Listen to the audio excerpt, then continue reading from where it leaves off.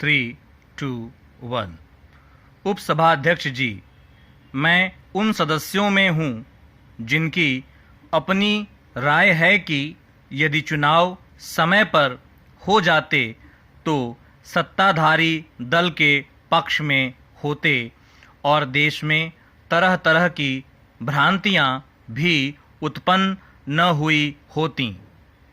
मैं श्री खुर्शीद आलम खां की बात से भी सहमत हूं कि आज यदि चुनाव होता तो इस चुनाव का निर्णय सत्ताधारी दल के पक्ष में ही जाता।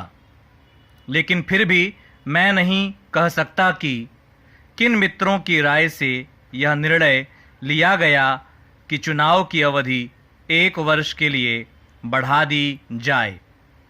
इस 1 वर्ष की अवधि को बढ़ाने के लिए जैसे आज ही प्रातःकाल विधि मंत्री श्री गोखले ने युक्तियां दी थीं और अभी यहाँ बैठे हुए कुछ और मित्रों ने दोहराई भी थी कि हमने जो विकास और प्रगति के कार्य प्रारंभ किए हैं उनमें किसी तरह की रुकावट न आए, इसके लिए हम चाहते हैं कि चुनाव 1 वर्ष के लिए और बढ़ा दिए जाएं। लेकिन मैं अपने मित्रों से हृदय पर हाथ रखकर यह पूछना चाहता हूं कि जो लक्ष्य आपने विकास का तय किया है, जो गति है और जो सीमा तय की है, क्या 1 वर्ष उसके लिए पर्याप्त है?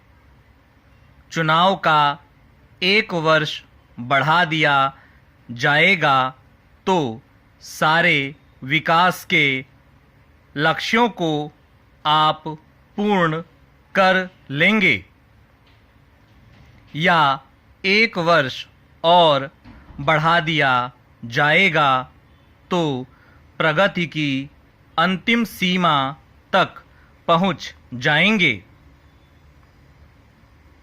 मेरा कहना यह है कि उसके लिए तो 5 वर्ष भी पर्याप्त नहीं हैं।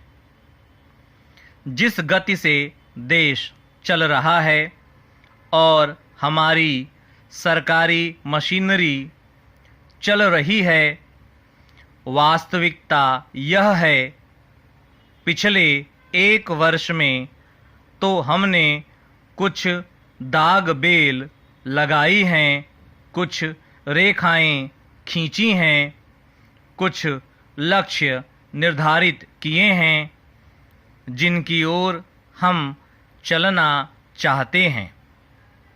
उसमें कुछ अंशों में सफलताएं भी प्राप्त की हैं, लेकिन हमको इस सत्य को भी स्वीकार करना चाहिए कि उनमें सबसे बड़ी सफलता आर्थिक क्षेत्र के अंदर प्राप्त हुई है। हमने जो मुद्रास्फीति पर नियंत्रण किया है या जो विदेशी पूंजी को भारत में केंद्रित करने के लिए कुछ व्यावहारिक पग उठाए हैं, वह सराहनीय हैं।